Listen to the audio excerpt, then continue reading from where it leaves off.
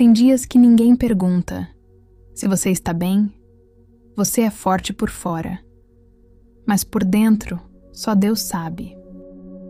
Ele vê cada lágrima que você segura para não preocupar ninguém, cada oração sussurrada entre uma tarefa e outra.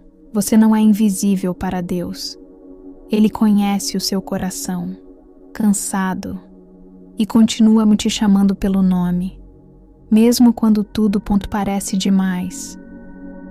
Hoje, Ele te convida a descansar nele. Você não precisa dar conta de tudo sozinha. Hoje, deixa Deus cuidar de você também. Se essa oração falou com você, comenta aqui. Eu sei que Deus me vê. E compartilhe com uma mãe que precisa ouvir isso. Pode ser a resposta que ela está esperando.